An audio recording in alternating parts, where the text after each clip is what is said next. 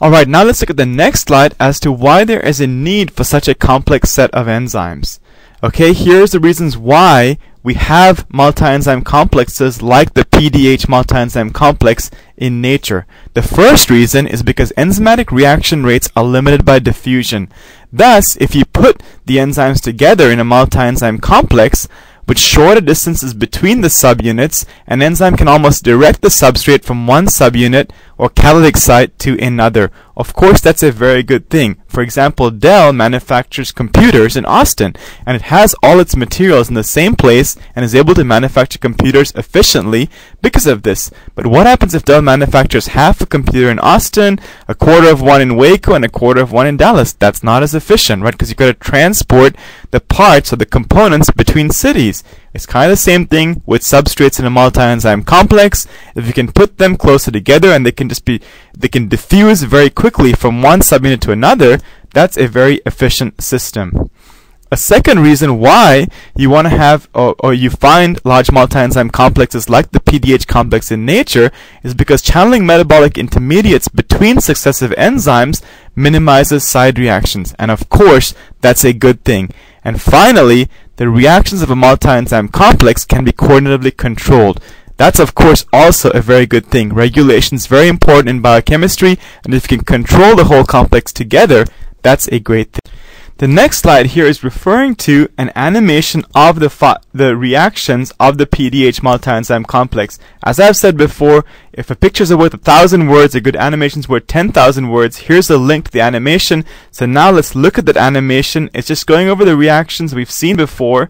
These reactions right here, but it's going over them in animated form. So let's start looking at that animation.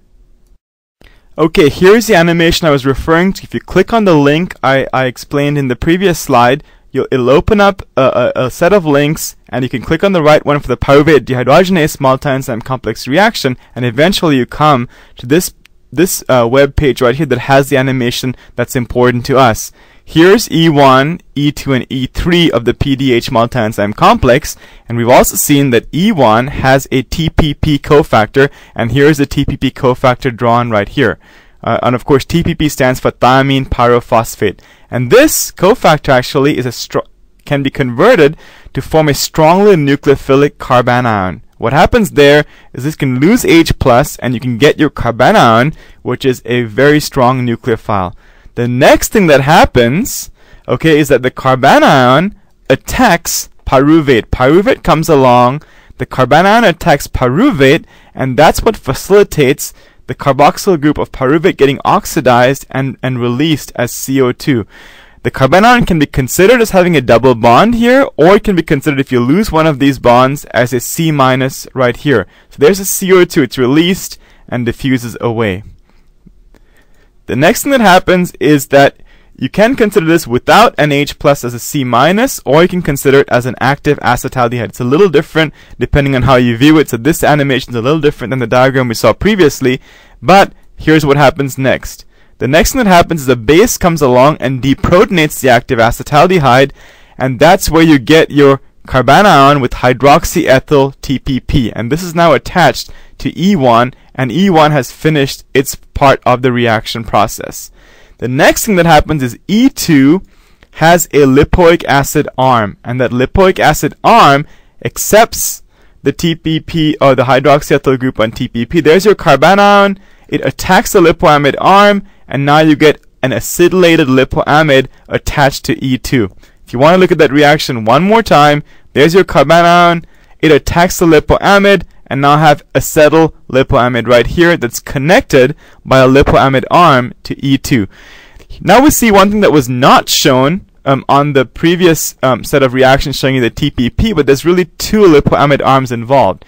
The previous reaction just kind of summarized that and just showed you one lipoamide arm. What really happens, however, is that from one location of E2, where you have a lipoamide arm and your acetyl group from pyruvate now attached to the lipoamide arm in a thioester bond right here, the acetyl group is transferred from one part of E2 and one lipoamide arm to a second lipoamide arm. So it's moved, and the lipoamide arms, as you can see right here, let's look at that one more time.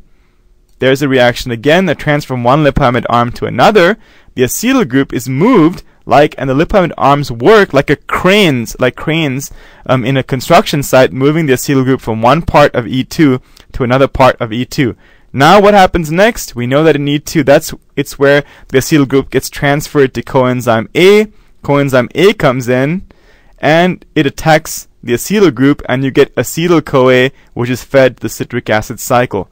Okay, is the reaction finished? No, it's not finished.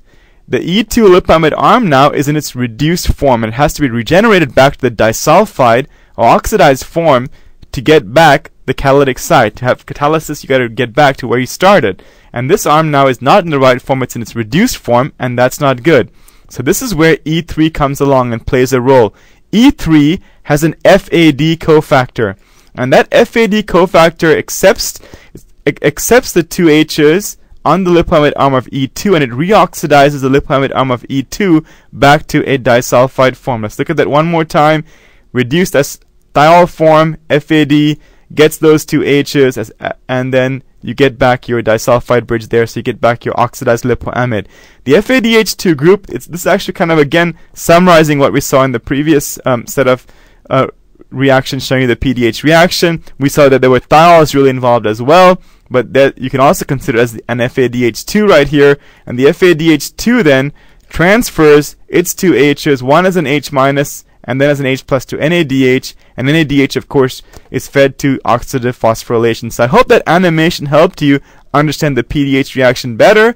You can of course always watch it by utilizing this link. Just click on the link, it'll open up this set of list here. You go to the pyruvate dehydrogenase complex, you click on that, that opens up this page, and if you go on, you'll get to the animation.